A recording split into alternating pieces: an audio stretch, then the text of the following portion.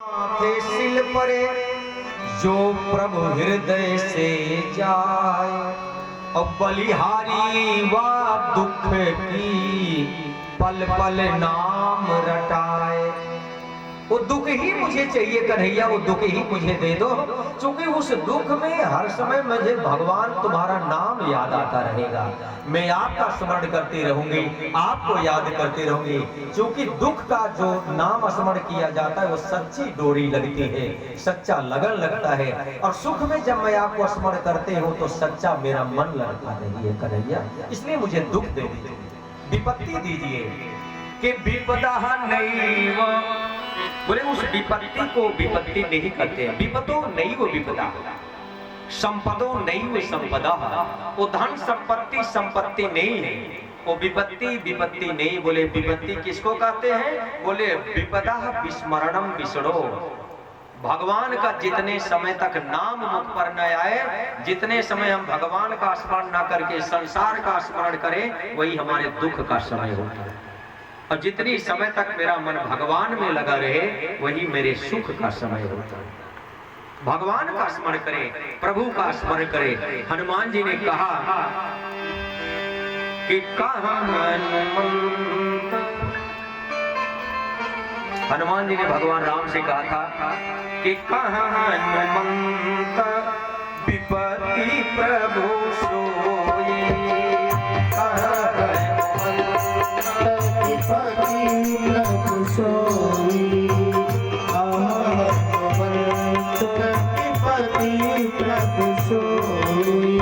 हनुमान जी ने कहा प्रभु विपत्ति इसको नहीं कहते। भगवान ने पूछा सीता जी बड़ी विपत्ति में है? हनुमान जी कहा नहीं महाराज, विपत्ति में नहीं है सीता जी, बोले एकदम आनंद में है। भगवान राम ने कहा हनुमान बड़ी अजीब बात बताते हैं, मैं उनसे दूर हूँ और वो लंका में है, आप बता रहे हो बिल्कुल सुख में है। तो हनुमान जी ने कहा महाराज लंका में है, लेकिन लंका में रह करके आहार निश केवल राम राम राम राम राम राम का स्मरण कर रही है। तो जितनी समय तक भक्त आपके नाम का स्मरण करता रहे ना, वही उसकी संपत्ति है। और जितने समय तक भगवान का स्मरण करना व्यक्ति भूल जाए, वही विपत्ति है। हनुमंत विपत्ति प्रभु सोई, हनुमंत विपत्ति प्रभु सोई, जब तब सुमिरन भजन न होई, जब तब सुमिरन जब तब सुमिरन भजन न होई, जब तब सुमिरन भजन न होई। हनुमान जी ने कहा कि विपत्ति का समय वही है हम आपका, कि जितने समय तक भगवान का नाम स्मरण करना, भगवान का नाम लेना भूल जाए, संसार के गृह कार्यों में फंसे रहे, उतने समय तक ही समझिए वो विपत्ति का समय है। और जितने समय अपने प्यारे प्रभु जी का स्मरण करें, वह ही सबसे बड़ी संपत्ति का समय है कन्हैया। और मेरे घर पर जब जब विपत्ति आती है ना, तब तक तू आकर के मेरी रक्षा करता है। भगवान ने कहा बुआ जी इतनी इतनी विपत्ति आप पर आई और अभी विपत्ति से आपका मन भरा नहीं। विषाण महागणे आपके बेटे भीम को जहर दे दिया गया। भीम को दुर्योधन और भीम दोनों गदा में बड़े निपुण थे, लेकिन दुर्योधन भीम से कभी गदा युद्ध में जीत नहीं पाता था। तो दुर्योधन अंदर अंदर जलता था कि ये भीम किसी प्रकार से मर जाता, तो गदा में मेरा नाम आगे आ जाता। तो एक दिन उसने क्या किया, बड़ा सुंदर सा लड्डू बनवाया और उसी में बनाने वाले से कहा कि ऐसा जहर डालना, ऐसा जहर डालना कि लड़का खाए और खा करके तुरंत मर जाए। कालकूट जहर डाल दिया। ये मर जाएगा, बचे नहीं। कहा साहब ऐसा ही होगा। दुर्योधन ने सभी भाइयों को निमंत्रित किया कि आइए जरा आप लोग, आज हम आप सब बढ़िया बढ़िया व्यंजन बनेगा और उसका स्वाद लेंगे। सबको तो मिठाई दूसरी दी गई, लेकिन भीम को जहर वाला लड्डू दे दिया गया। भीम खाने का शौकीन, लड्डू तो खा लिया, लेकिन लड्डू कुछ देर खाने के बाद ही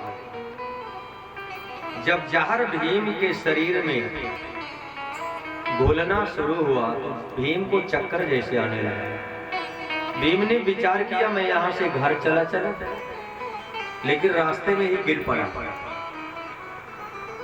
दुर्योधन पीछे अपने सैनिकों को लगा करके रखा था।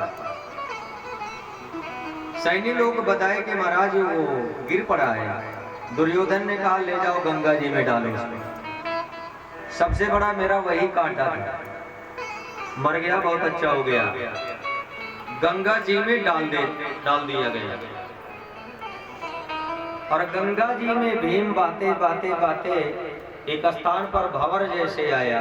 उसी गंगा जी के उस भंवर में तह में वो ऐसा डूबा कि वो नाग लोक में पहुंच गए भीम जी। देखिए भगवान कैसे किसके ऊपर कृपा करते हैं। नागलोक में पहुंच गया तो नागों ने देखा मनुष्य, तो नागलोक डसना शुरू किए भीम को। अब इतना डसे कि जो कालकूट जहर लड्डू में मिला हुआ था वो जहर का असर ही शून्य हो गया और भीम उठ करके खड़े हो गए। बोलो सच्चिदानंद भगवान की। उठ करके खड़े हो गए। जब खड़े हुए तो नागलोक में भीम के नाना, वही वो नाग कन्या थी माने भीम के नाना की धर्म पत्नी जी। तो उन्होंने देखा, कहा अरे भाई ये भीम यहाँ कैसे आ गया। तो उन्हीं ने उसी समय आशीर्वाद दे दिया कि अगर ये नाग लोग पहुंच चुका है इस लड़के को, तो इस लड़के को आप लोग इतना आशीर्वाद दीजिए कि इसको इतनी ताकत हो जाए कि इसका शत्रु कभी बाल बाका न कर पाए। भगवान जब बनाना चाहते हैं तो उल्टा भी कार्य होगा तो सीधा हो जाएगा। ये भगवान की करुणा कृपा। और उसी समय नागों ने भीम को आशीर्वाद नाग लोक में नीचे प्रदान कर दिया। इस बेटे को 10,000 हाथियों की ताकत हो जाए, अब इसका शत्रु बाल बाका न कर पाए। और 10,000 हाथियों की ताकत प्रदान करके प्राप्त करके भीम ऊपर आया। भगवान ने कहा बुआ इतनी